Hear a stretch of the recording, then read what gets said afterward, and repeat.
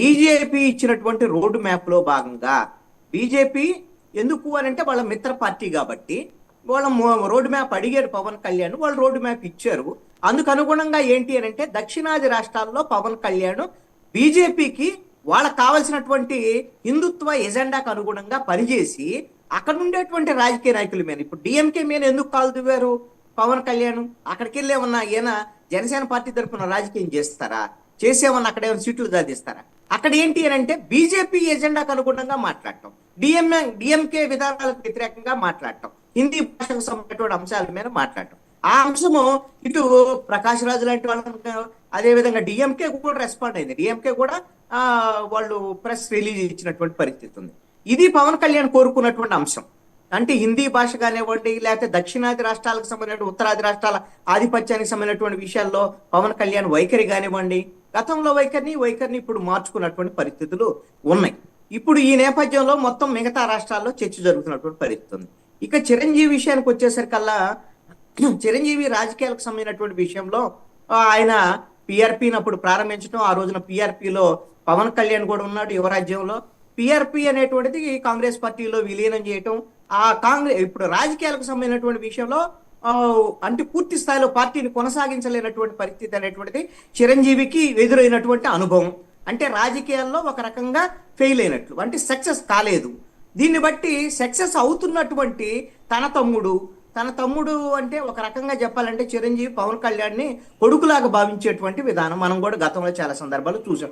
కాబట్టి తన కొడుకు లాంటి తమ్ముడు రాజకీయాల్లో తను ఫెయిల్ అయినటువంటి జోనర్లో ఎదుగుతున్నటువంటి తీరును చూస్తే ఖచ్చితంగా ఆనందమే వస్తుంది. అదే ఆనందాన్ని ఆయన వ్యక్తం చేసినటువంటి పరిస్థితి ఉంది. ఎవరికైనా కుటుంబ సభ్యులకు ఆనందం ఉంటది కదా ఖచ్చితంగా, అదే ఆయన వ్యక్తం చేశారు. అది వాళ్ళ కుటుంబం మధ్య ఉండేటువంటి అనుబంధానికి అది ఒక నిదర్శనంగా చెప్పుకోవచ్చు.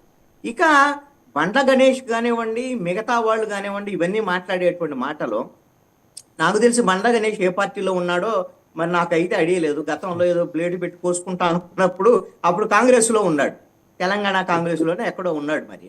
మరి ఇప్పుడు ఎక్కడున్నాడో తెలియదు. మెగా ఫ్యామిలీకి లాయలిస్ట్ ఆయన ఒకప్పుడు అండి.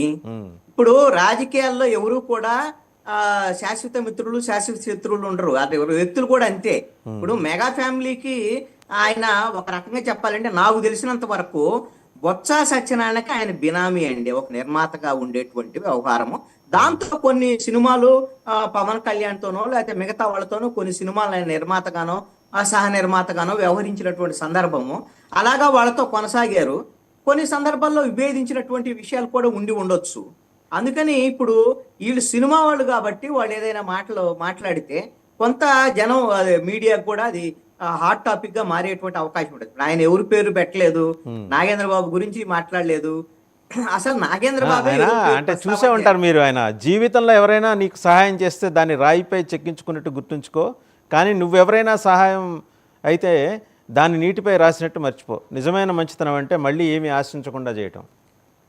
ఇప్పుడు ఒకటండి పవన్, ఇప్పుడు నాగేంద్ర బాబు ఆ రోజున ఆవిర్భావ సభలో చెప్పినటువంటి అంశం ఏంటి?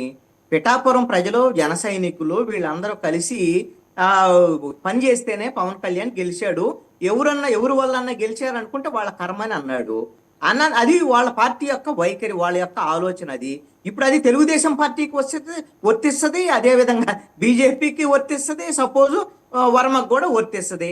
అసలు వర్మ ఇంతవరకు మాట్లాడలేదండి. తెలుగుదేశం పార్టీ మాట్లాడాడు దీని మీద మాట్లాడాడు. అంటే లిమిటెడ్ మీడియా తోటి మాట్లాడి ఆయన దీన్ని దాటవేశాడు. ఏంటి మా ఇద్దరి మధ్య అదే వర్మక లేని సమస్య. ఇప్పుడు ఆయన ఎమ్మెల్సీ రానప్పుడు చంద్రబాబు నాయుడు మీద ఆయన ఏం విమర్శలు చేయలేదు. మాకు పార్టీ మీద గౌరవం ఉంది, చంద్రబాబు నాయుడు మీద గౌరవం ఉంది, నాకు గౌరవం ఇస్తారు, ఏదో ఇస్తారనేది చెబుతున్నాడు. అసలు వర్మక లేని సమస్య. వర్మ గురించి మొత్తం అందరూ కూడా పాపులాడిపోయి గందరగోళంగా అది తెలుగుదేశం పార్టీ క్యాడర్ మాట్లాడొచ్చు.